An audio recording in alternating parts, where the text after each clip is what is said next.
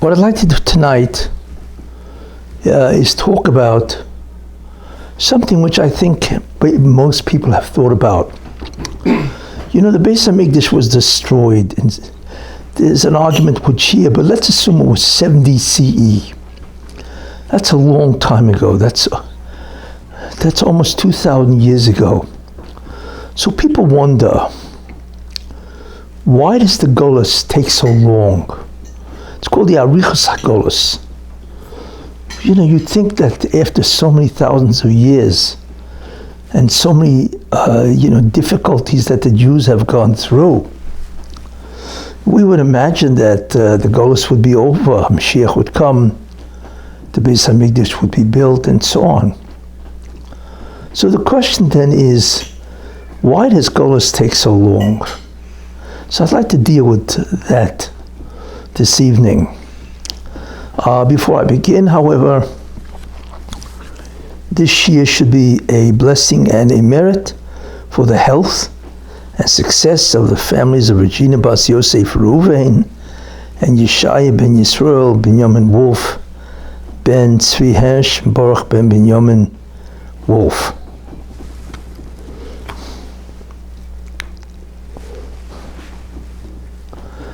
You know, things are happening now.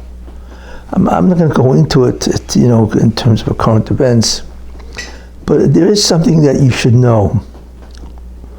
One of the things that are happening, which is really amazing, there are two things which are happening, which is incredible Hashkafa pratis, and it never happened before, really. And what it is, obviously, there are other reasons, but the central idea of this is a wake-up call for Jews. That's why they're really happening. I refer to two things that are simultaneously happening in America and in Israel, you see. Because the main idea of the redemption process starting is really in both, which I had talked about. The concept of America is where Trump will assume the presidency, and that begins Esav or Edom doing tshuva in order to help the Jews do the tikkun. And that's the process in America. And in Eretz Israel, where the Erev Rav has to be removed, and religion, real religion, has to be returned or restored to the Jewish people. So it is amazing to watch the simultaneity of these two countries going through these very difficult times. But there's something that we have never seen before. The first thing is the extent of anti-Semitism in America. You know, it's just incredible to watch. We're not looking at one college, one city. We're looking at something that is occurring throughout the entire United States. Now, lest you say, well, okay, it's anti-Semitism, even if it's on a mass scale, right? But it's basically in the colleges. You know, most of America really is not anti-Semitic, which is true, you know. But there's something you have to remember. Sometimes it's not the quantity that matters, it's the quality. Because academia has been working on this at least 4 decades, probably since the 1970s, or maybe even 5 decades. Probably since 1970, the colleges, the universities, have become more and more, academia that is, have become more and more left, you want to call it progressive, left, radical, and so on. And without getting into it, radicals hate Jews. The left hates the Jews, certainly progressives and the liberals, and so on. That has been going on for 40, maybe 50 years. Slowly, incrementally, it's been amazing. And people just didn't notice it, you know, because it would be going on in colleges, but slowly. And the amazing thing is that mostly it was the college professors who are communists, just radical left, incredible. And what they have been doing is indoctrinating the youth, which is really the ones who go to college. You see, and they've been doing it for, like I say, almost 40, 50 years. And we see now the results. The anti-Semitism that has crossed America, colleges and the universities and so on, and also the corporations. It's amazing how many of them are anti-Semitic. That has never happened before, where America has become so prevalent in its anti-Semitism. You know, and we look at Biden, Harris, or the government, right? And they're basically all anti-Semitic. Now you may say, well, the colleges, but you have to remember one thing. The future of America, the leaders of America, the CEOs, CFOs, and so on, the corporate heads, right? They all come from the colleges. So can you imagine all those leaders, corporate heads, will be anti-Semitic? So what is it, another 10 years, 20 years? But whatever it is, so a leader has inordinate amount of influence. So it's not so much the numbers, it's who you are. And the leaders of America, politicians, government, you know, all the leaders, corporate heads, they all tend to come from the colleges. And what's been happening is an incredible indoctrination that's been going on for, like I say, 40, 50 years. And in Israel, okay, same thing. I'm not going to Israel internally, but we have never seen America betray Israel the way it is now betraying it. Literally, the expression is to throw them under the bus. Could you imagine, Israel is an ally. We know that. Not only is it an ally, but it's a democratic country. You see, in fact, it's the only country America can really rely on in the entire Middle East. It's one of the greatest allies of America. You see, so therefore, and not only that, Israel is now occupied in a war, existential war. Hamas wants to destroy Israel. We all see that. They have vowed to repeat the destruction of October 7th over and over again. They want to wipe out. They don't want a two-state solution. Only fools think that's what they want. That's why it's incredible to watch, you know, the administration, Blinken, Biden, Sullivan, whatever, that these people want a two-state solution. Who wants a two-state solution? Nobody wants a two-state solution. They want to wipe out the Jewish people. No such thing as two states. I mean, unless you consider, you know, two states is this world and the next. So they want to send all the Jews to the next world. Of course, they don't hold there is a next world for the Jews. You know, if you want to use that as a two-state solution. And I say it in jest, obviously. But we have never seen the treachery, the betrayal of America, and it doesn't make any sense, you see, of what's happening. All of this is a wake-up call. It's a wake-up call. You cannot rely on America. Hopefully it's going to wake up all the liberals, those who are infatuated and in love with American ideals, you know. So therefore, what I would like to say is this. You have to be very careful. Who is on trial?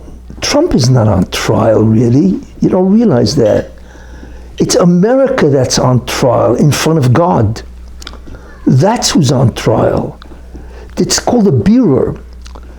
At the end of time, the Rabbi says, okay, who is with me? Who will be righteous? And who's going to take the stand of the left? And that's really what he's doing. As such, this is called a Bureau. You see. Now you, therefore, you meaning the public, especially the Jewish public, has to be very careful.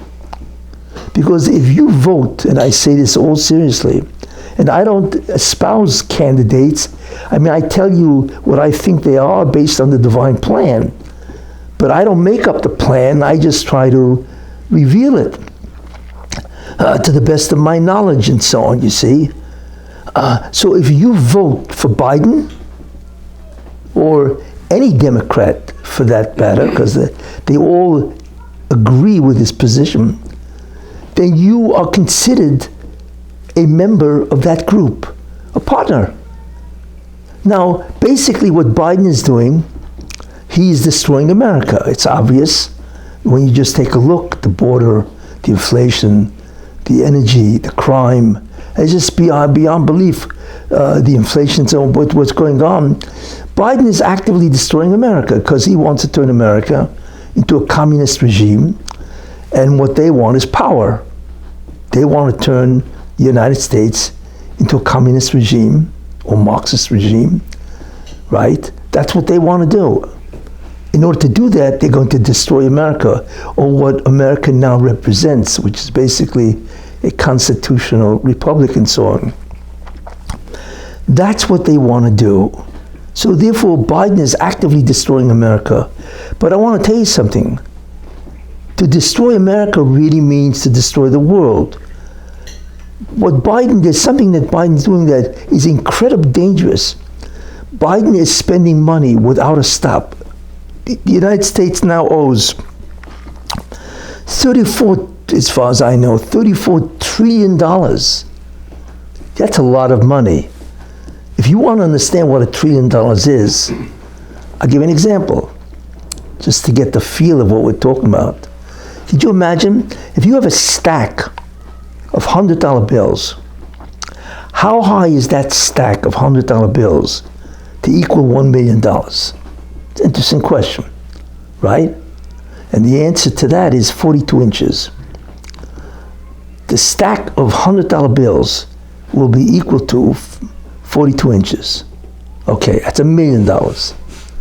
Let's skip over $1 billion. How high would that stack be if it was $1 trillion?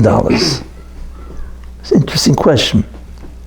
So we figure, I don't know, maybe a half a mile, 1,000 feet, or whatever.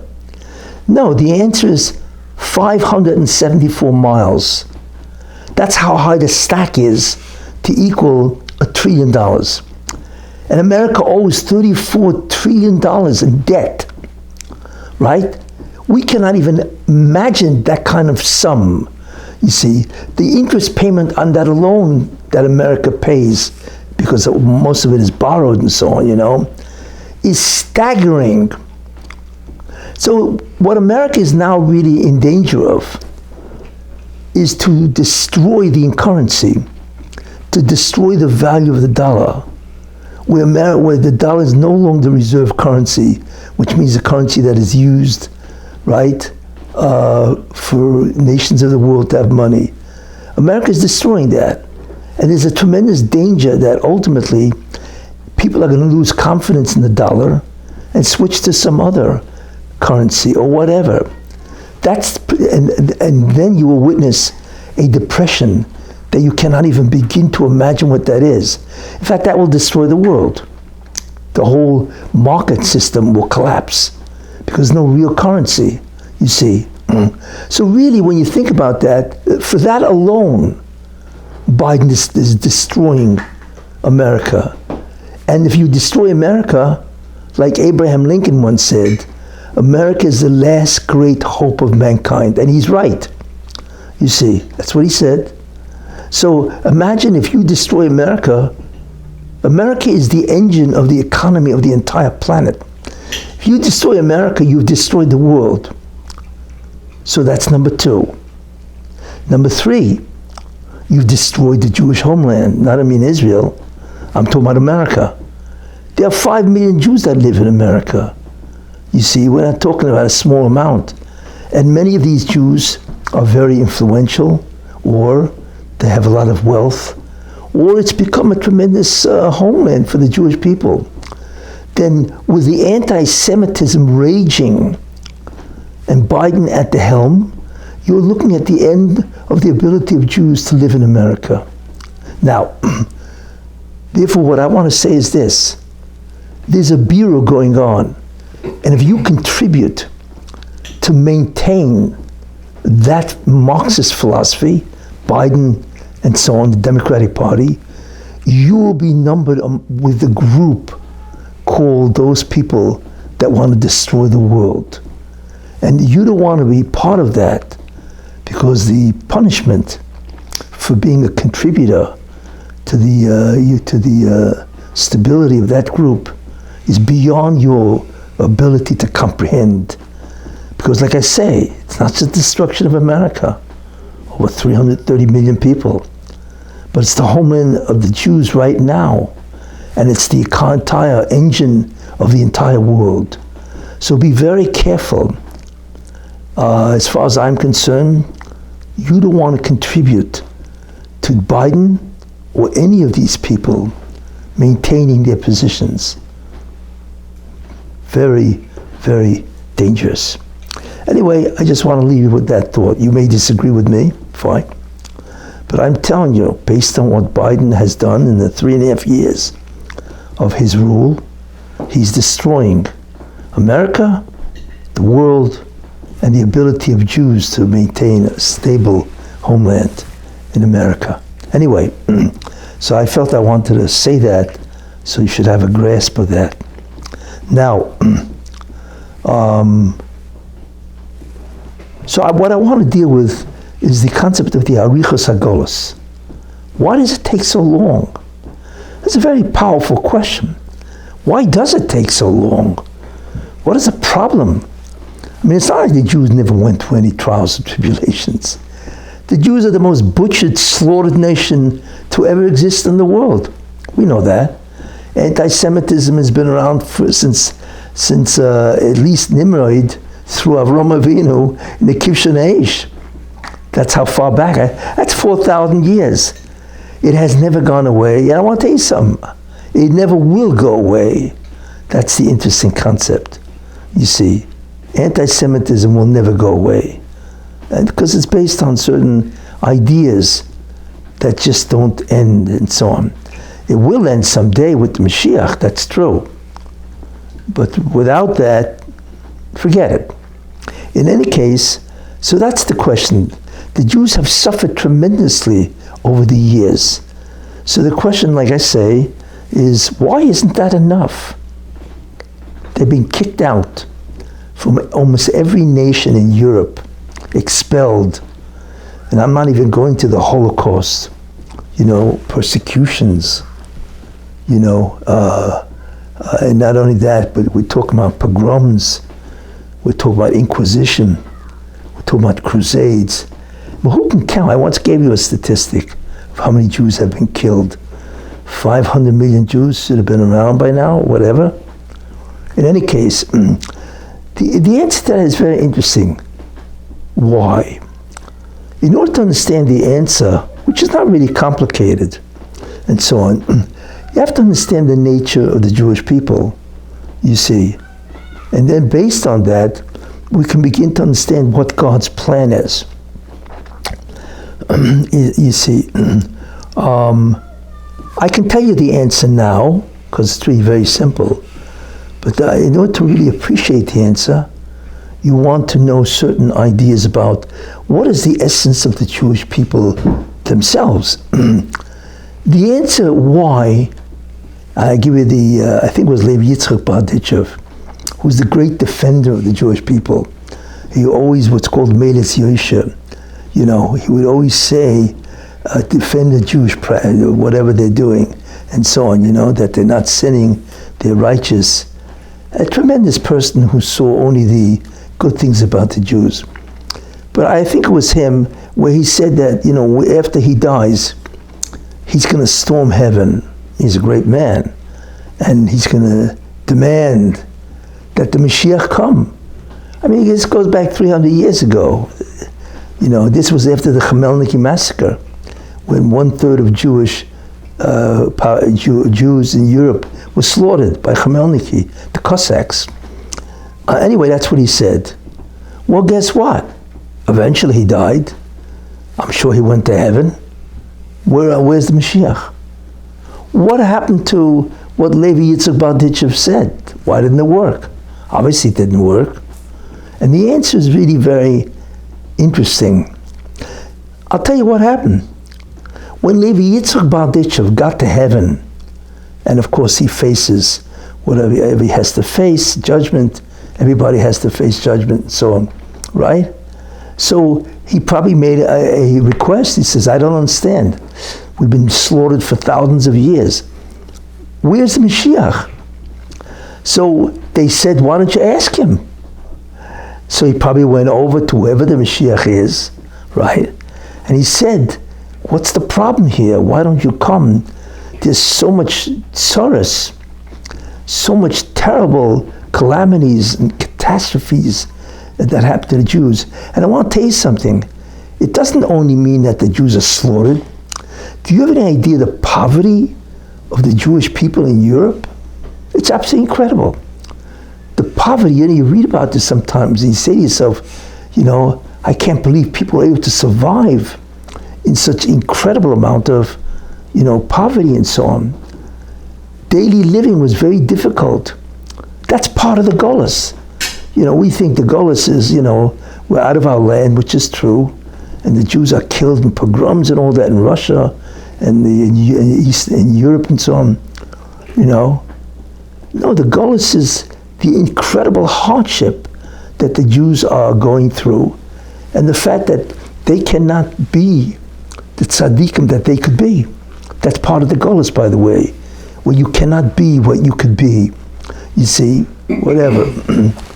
In any case, this is all part of the Golus. So he probably went over to the Mashiach and he said, why don't you come? And so on. So the Mashiach, you know what the Mashiach answered him? He said, okay, no problem. When do you want me to come? Well, I would love you to come today or tomorrow. So the Mashiach says, okay, but I want to tell you the repercussions of that. If I come today or tomorrow, 30% of the Jews won't make it into Olam Haba. In order to get into Olam Haba, you need to do mitzvahs, or you need to do tshuva, repentance. But what happens if you don't do mitzvahs, or they are deficient? What happens if you don't do tshuva, or repent for your sins? Then the only other way is yisurin. You see, the only way is suffering. Only God knows the exact cheshbon that Jews have to go through. We don't. And his cheshbon means his reckoning, his accounting, is precise down to the penny, as they say. So the Mashiach says, no problem. I can come. But if I come, guess what? 30% of the Jews don't make it. Because in many ways they have not atoned for the sins over the many reincarnations and so on. You see? So that's it, they're out. They will not get the future world. You see? So, are you satisfied with 70%? What do you think Levi Yitzchak said? He said, no, don't come until it's complete. That's why Mashiach doesn't come. We don't know the cheshbon, we don't know the reckoning, you see, and so on. But the Rebbe Hashem does. And he has whatever his plan is, and whatever his reckoning is, and so on, his accounting, and so on. But that accounting doesn't allow this to happen, you see. So the Mashiach is ready to come, but who wants him to come? We want all the Jews to be in Olam Haba, to be in the future world. We don't want said 30% or whatever percentage it is. But there is a percent, I guarantee you that won't make it until finally everybody will make it. Now what does that mean? It doesn't mean that they're going to have a perfect Olam Haba. Well, actually, Olam Haba is perfect. But there are qualitative distinctions in Olam Haba. You see, the first thing is to make it into Olam Haba. Get in, right? The second thing is, even if you get in, right, what kind of an Olam Haba future world will you have? Are you going to have a minimal membership, so to speak? Or will you have something which is, hey, this is a good level of membership? Or will you have a top tier? You see? Olam Haba is not Olam Haba the same for everybody. As far as we're concerned in comparison to this world, it is beyond comprehension. That is true. Even the minimal we cannot even comprehend. The joy and the ecstatic the state of Olam Haba. But there are differences in Olam Haba, you see. So it's not enough to say, well, so there are several goals of God. One is to get the Jews minimally into Olam Haba. That every Jew should be a member of Olam Haba. That's minimal. But is that what God wants? Or he wants something else? Really, he wants something else. Certainly minimally he wants everybody in the future world. But what he really wants is everybody in the future world at a prestigious level of membership. That takes longer. It takes longer and it takes much more planning. And guess what? It takes a much longer goals, right? Now you begin to understand what's going on. You see. And that's why Levi Yitzchak Barditcher couldn't do it. In fact, not only could he not do it, he told the Mashiach, don't come. Because of course he wants everybody in the future world. You see. This is what is Marich. This is what extends the Golus, lengthens the Golus, the exile, for so many years. But you don't have to worry, it's not going to take forever. But it doesn't take 1,000 years, 1,500 years. It does take longer. And that's the concern of God. He wants all the Jews to be in Olam Haba, you see. And that is the basic reason why, but at a good level. Like I said, there are different Olam Haba. There's one Olam Haba, but there are many levels of, let's say, membership, you see. And he wants the Jews to be at a level of membership that's really top quality, you see. So therefore, that's really the answer of why. Now you see this, as I will explain. You see this. Wow. Because God is concerned with the position or the status of the Jews in the future world. And I will give you some of the ideas that shows you what he's doing. I once mentioned a medrash of the Mashiach ben Yosef. The medrash calls the Mashiach ben Ephraim. That is the Mashiach ben Yosef, because Mashiach ben Yosef is descended from Ephraim and not Menashe. So another name for Mashiach ben Yosef is Mashiach ben Ephraim, who of course was his son. And I mentioned this quite a while ago, but it's one of the ideas that shows you where God approaches the Mashiach ben Yosef at the beginning of creation. That's when this happened. And they're in a dialogue. And Mashiach, and the Rebbeinu Shem says to Mashiach ben Yosef, your children, means you, Klal Yisrael, Jewish people, you know, are chayiv kliya. They will be destroyed. Now, it doesn't mean they'll be destroyed, all of them, no. But there is a certain segment of the population that will not get Olam Haba. And what happens if you don't get Olam Haba? You annihilate. It's not like there's some, other place, whatever.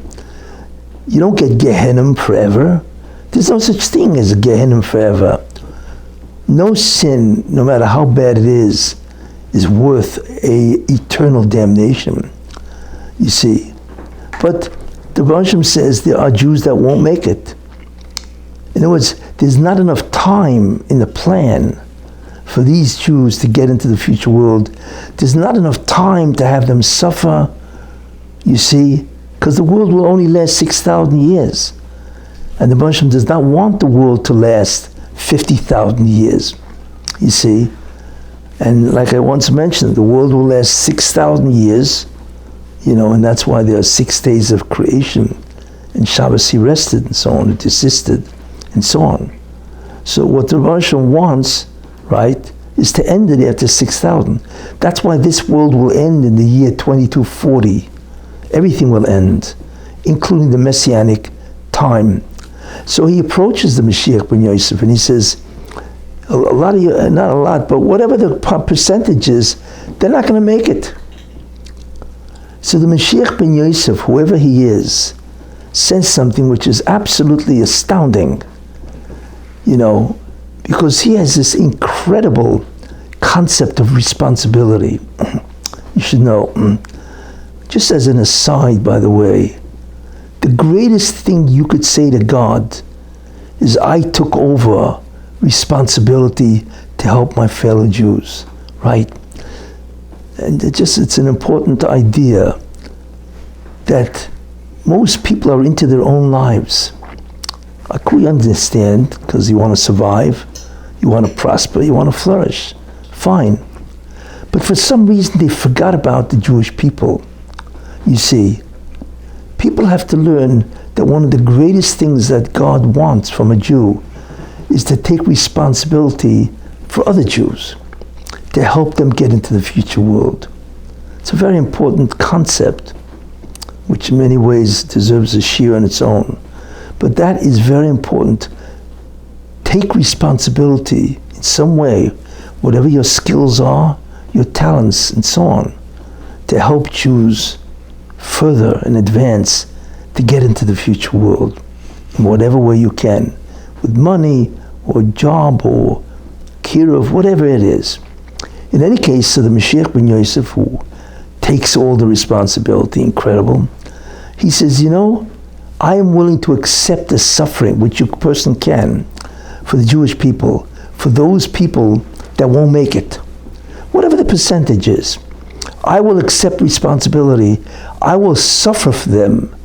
And that suffering, right, will be translated into their suffering, however God works it. But for who?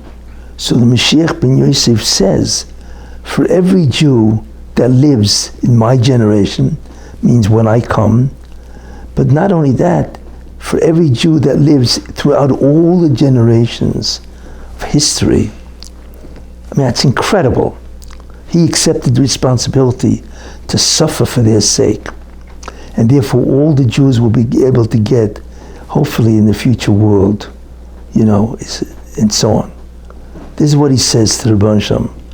So the Rebbe Shem says, okay, so he takes the Medrash, it's a Yalkut really, he takes a yoke, iron yoke, and he puts it on the head of Mashiach ben Yosef, on his neck, and Mashiach ben Yosef bends, because the weight is enormous. And the Mashiach ben Yosef says, I can't suffer this. This is beyond human capacity. You see, so the Rebbe Shem said, but you promised that you would do this. And what the Rebbe Shem is saying, I need somebody to do this. You see, because the time is not sufficient where the plan would call for everybody. So I need you to take on that responsibility. You see, and the Rebbe Shem says, I too are going to exile, whatever that means. And in a certain sense, I will allow the Jews to get into the future world, because I myself will go into exile, whatever that means, and so on.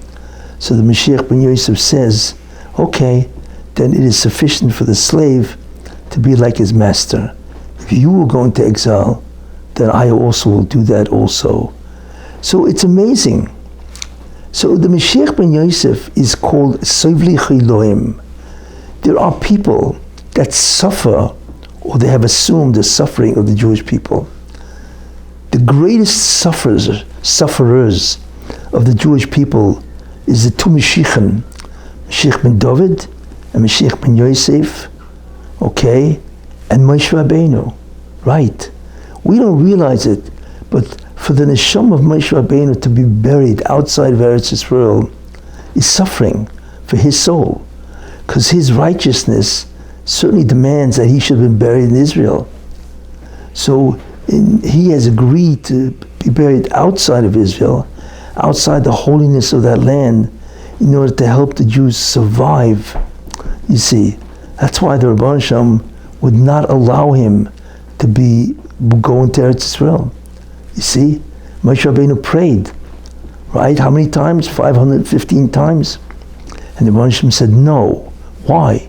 Because he needed Moshe Rabbeinu's suffering of being buried outside of Eretz Israel in order to help the Jews survive. He's called Sovel Choyloim, those people that bear the sufferings of the Jewish people, they bear the iniquity, and so on.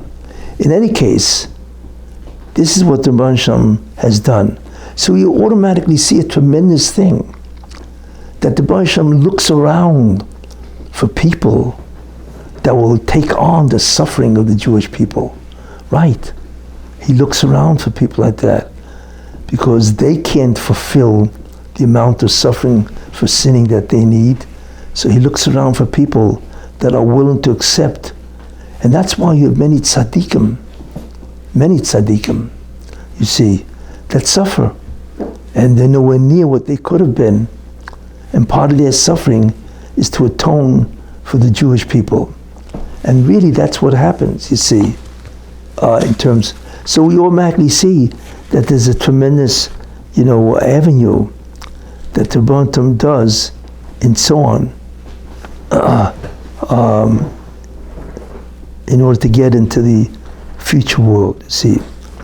Now there are other things which I had mentioned in the past, especially today, right? If you recall, I gave a whole shiur, 2 months ago, whatever, that in order for the Jews to get into the future world, he has reduced the culpability. I gave a whole shiur on that. He has reduced the culpability of the Jewish people. So therefore it makes it easier for them to get into the future world, to reduce the culpability. And I've explained many different ways that he does that. He has removed the Torah, right? Today, 90% of the Jewish people are gone. An enormous amount of Torah learners are gone. When you look at the amount of people, of Jewish people there are, and so on, you see. So that helps, that they are no longer as guilty, even though they're sinning, in the end of time, so it reduces the amount of suffering that they have to go through. Also, what we see also is the Rabban Shem has lowered the bar of what he requires, which is interesting. What does it mean to lower the bar? Well, imagine if New York City needs a certain amount of engineers, civil engineers, right? And they give an exam, right? They announce civil exam for civil engineers, and they give an exam, right? And let's say the passing grade is, let's say, 75. Imagine if everybody, basically most of the people who took the exam, they don't get 75, they get a 70 or a 60. Well, that's bad news, because then what's New York City going to do? So obviously they need civil engineers, right? So they decide that the passing mark will no longer be 75. It's going to be 65. They lowered the bar, you see? Because they felt that even if you get 65, somehow you're adequate to be a civil engineer. But let's say that people still take the exam and they get a 50. Now what? And they're still missing a lot of the quota that they need to be a civil engineer. So what does the city decide? Okay, we will now lower the passing grade to 50. Now obviously you can't compromise the quality of civil engineering, but they lowered the bar, thereby allowing more people to be qualified or to enter the profession, and so on. The Rabban Shem does the same thing with Jews. You see, I'll give you an example, for instance, there are many Jews that have nothing to do with religion. They know they're Jewish, but they have nothing to do with religion. But they're proud to be Jewish, right? They're proud to be Jewish, and they believe that, well, you can't marry a non-Jew. So the Rabban Shem says, oh, you really? Okay, you're in. You're in the future world. Now remember, I'm not talking about what kind of future world, but you're in the future world. What the Baruch Shem has done, he lowered the bar. Of course, it affects the Olam Haba, what kind, but at least they're in. At least they're a member of the club of Olam Haba. You see?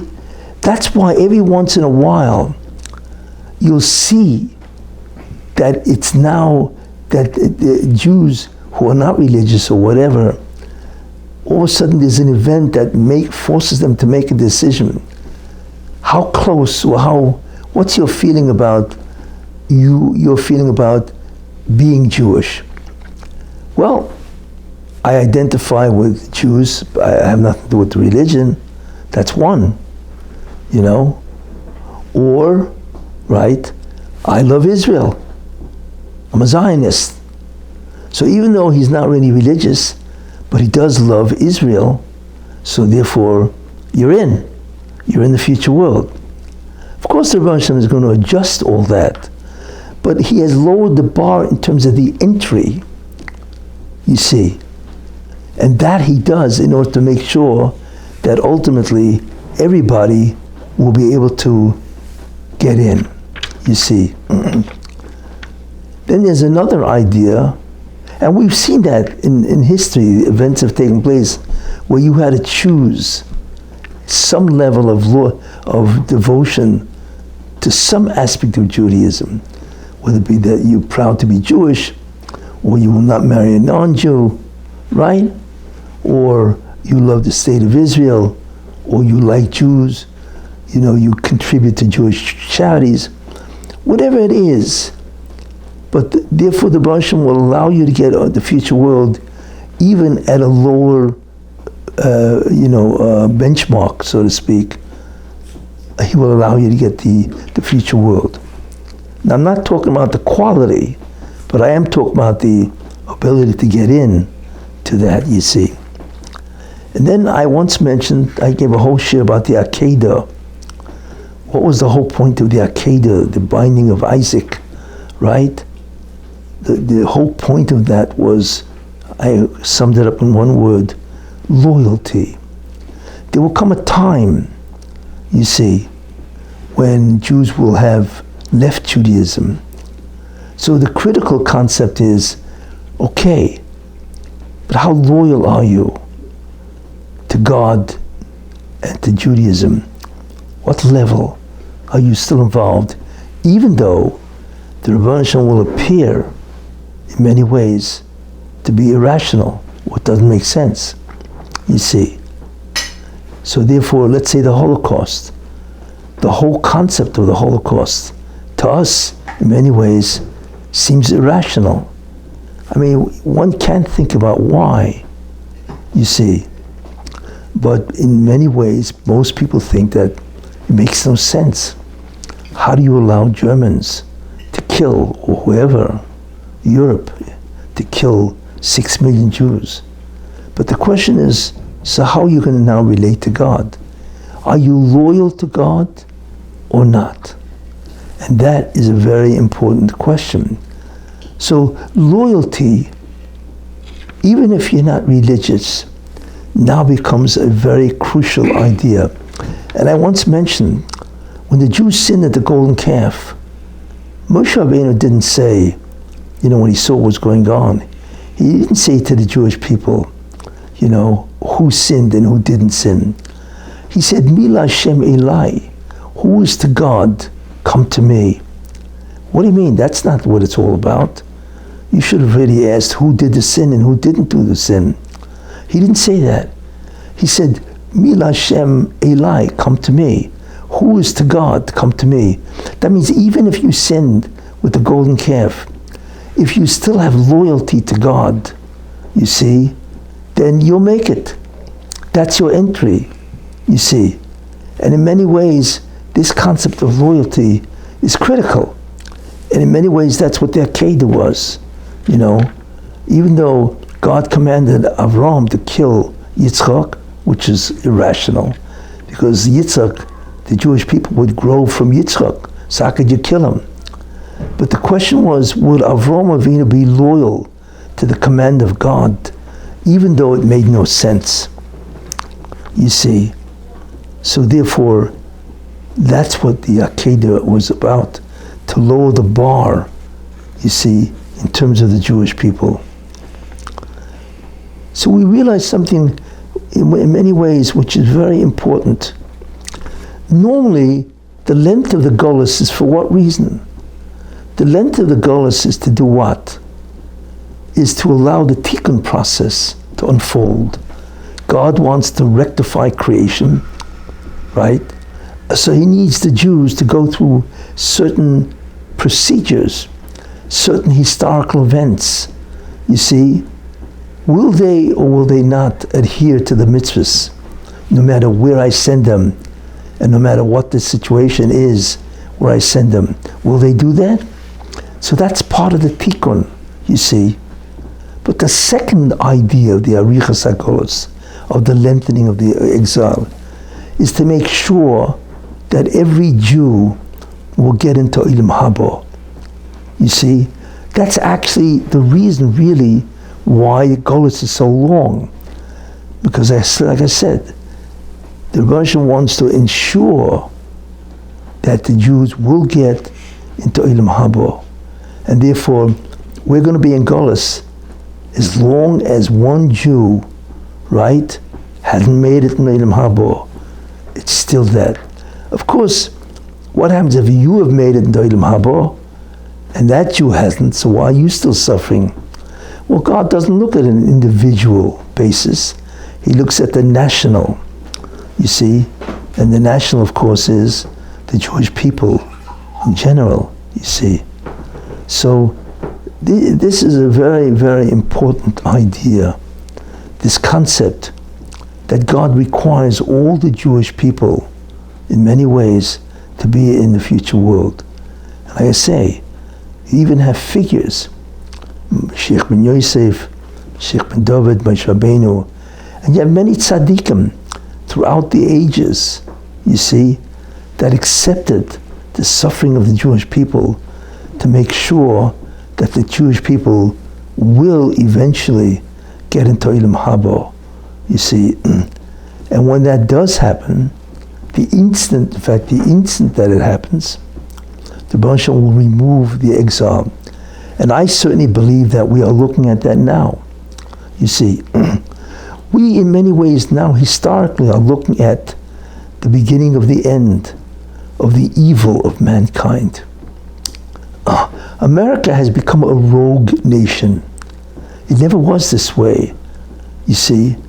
Not that America was always righteous, which it wasn't, you see. But what America is doing now is destroying civilization. It's not that they're sinning only. Their sinning is a destruction, you see. Because the world cannot maintain itself with what's not only the LGBTQ people that are destroying the entire, relationship that people have with one another. It's more than that. If you witness, it's a very important idea, if you witness what is happening to Donald Trump, his case, if you want to call it that, in New York City has no concept of what's happening. Like I said, it's not Trump that's on trial. It's America that's on trial. Why?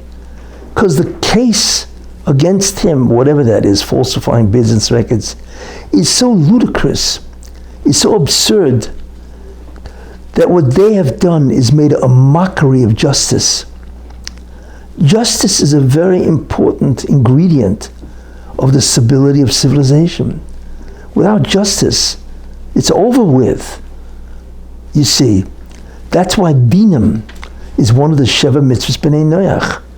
Without dinim, without laws, the world cannot exist. Why do you think God destroyed Sodom? Why? Why did he destroy the Mabul, the generation of the flood?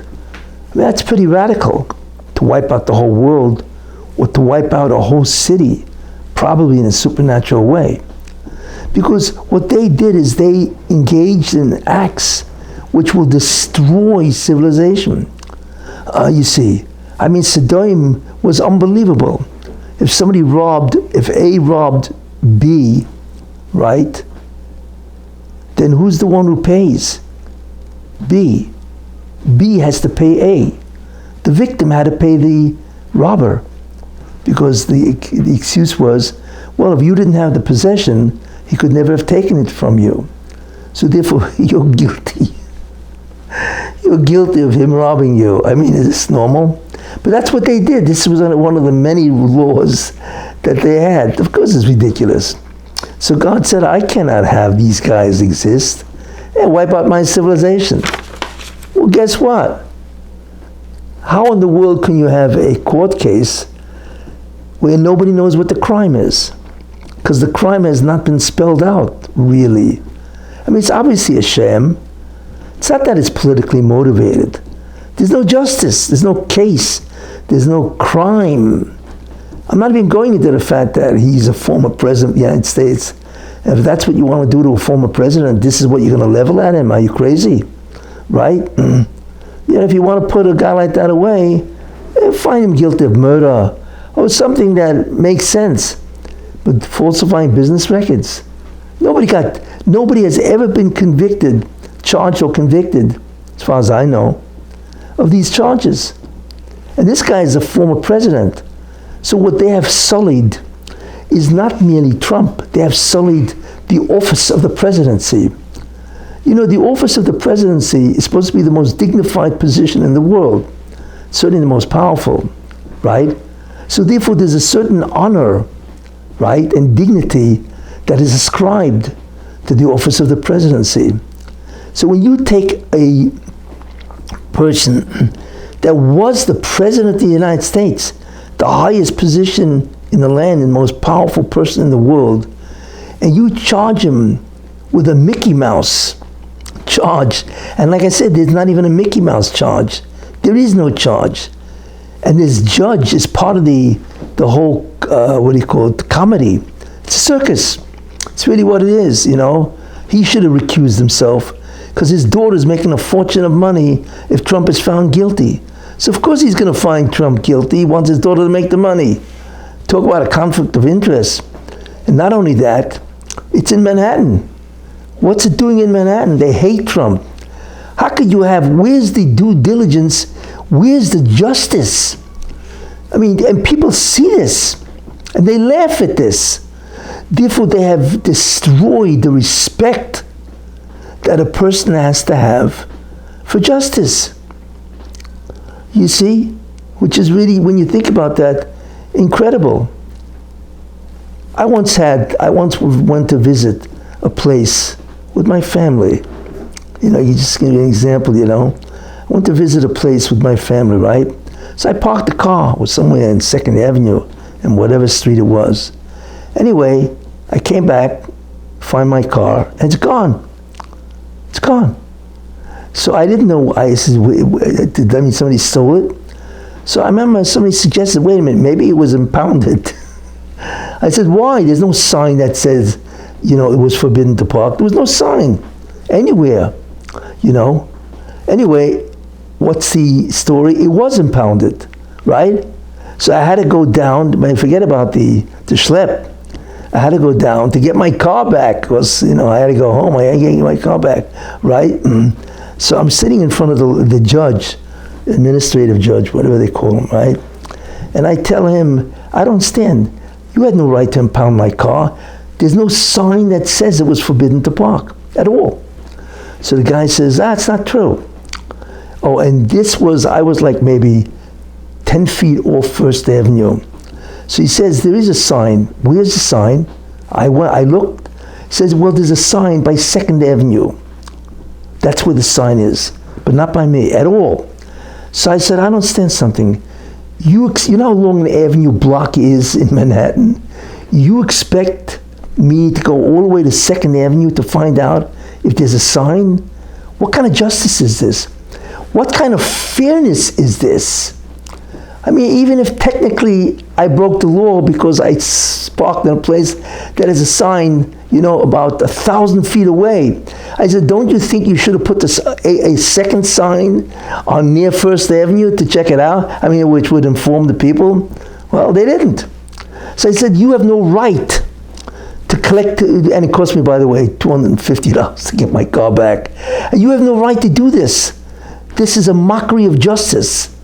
That's what I told the guy. And this was a guy who was a judge, but he didn't say anything. He just listened. I said, and what have you done? You've destroyed my belief in your justice.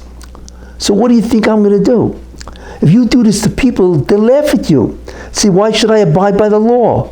Not that I want to break the law, but if this is what you're going to do, this is Sedime.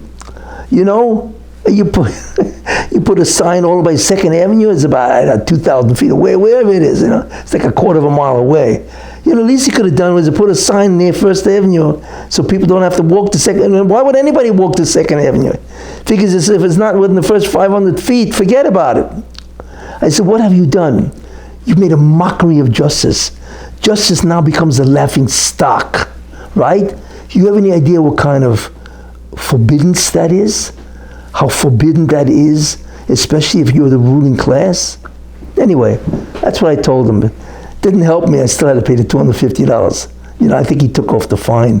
Whatever, not the fine, but because I think it was a day late, whatever. But in any case, people don't realize there's certain things that God doesn't allow. One of them is to make a mockery of justice, because the whole world needs justice, it needs law and order to run. Therefore, God will get even with these people who are trying to destroy Trump. Not only because of Trump, because there's no charge. The whole thing is a mockery. Very bad that they're doing. They don't realize they are on trial, not Trump. Anyway, you see. So I thought that would be very important. And America is going through this. America has made a mockery of justice, which is really, when you think about that, incredible, and so on. I'm not even talking about that there are 91 counts against Trump. Most of them are absurd. I mean, Biden stole documents. Stole them, he had no right. Even as a VP, vice president, he had no right to take documents. And he took them as a senator, which is illegal. He wasn't tried. They exonerated him because he's an old man.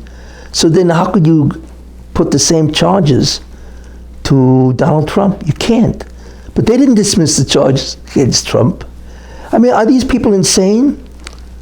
Don't they realize the impression that they make on the American people? That's why they say America is a rogue nation. It has become that under Biden and under Kamala Harris and so on. I'm not even going into the stabbing Israel in the back when it's fighting an existential war. In any case, that's the idea. We are in a long gullus. Why? Because God wants all the Jews to be in Olam Haba. And this is what it takes. So in a certain sense, think about that. The lengthening of the gullus is a tremendous act of chesed. Because theoretically, God doesn't have to do that. He could say, listen, the world is 6,000 years, or whatever it is, right? And you guys have a certain amount of time to do the tikkun. You get it, either you're in or you're out. That's all. I give you a fair chance. And so on. I don't have to rehabilitate you. That's what he's doing. God is a rehabilitator. I don't have to do this. Justice doesn't require rehabilitation. That's mercy and kindness, right? But he doesn't. You see? That's what it means in Shemais, where it says, Ani Hashem Refecha, I am God your healer. Means, I don't have to be your healer. You did the wrong thing. This is your punishment, and that's the end of it. No. God is a rehabilitator. He will make sure that you get the future world. So in a certain sense, that's very good news, you see, because God wants us to be together with him in the future world and so on, And I would say also, it's not just for Jews. There are many non-Jews that are righteous. I would say they observe the 7 Noahide laws. I would say that's the same idea. If you're righteous, right, then God will go out of his way to make sure that you get in the future world. So therefore, what the conclusion is that the lengthening of the exile is a tremendous act of chesed. Tremendous. Because it guarantees that no matter what you do, you will get the future world. But what level of future world, you see, and what do you have to go through to get rehabilitated? That you don't want to deal with, you see. But at least you know one thing, that God will get you into the future world. So let's hope that the exile will end shortly, and I believe it will, because you already see that the Democratic Party, that they are dying, really dying, in the sense that they're losing terribly in the polls, which is a very good sign, because if the time wasn't up, this would not have happened.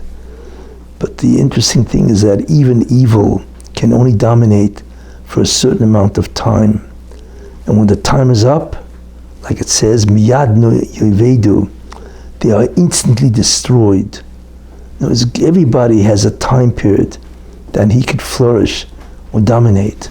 And when that's up, it's over, literally over. And you see that, countries have a time that they can dominate and do their evil. But when it's over, it is over. And God utterly wipes them out. You see that what's happening in the world, many, many countries. They were formerly great countries and now they're nothing.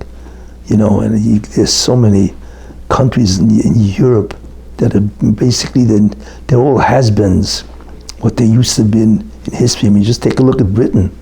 Britain was the greatest empire in the world, in the 19th century, 18, under Queen Victoria was incredible. They said that the sun never sets on the British Isles. Today, I mean, okay, it's an industrial nation, but it's a nobody compared to what it was. You see, they have done tremendous amount of evil to the Jewish people. The white paper, and how many people they have made suffer for British democracy, or for His Majesty, or whatever nonsense that they practice and so on. Everybody has what's called his comeuppance, ultimately. And right now, the Democratic Party looks like they are having their comeuppance. Thank you.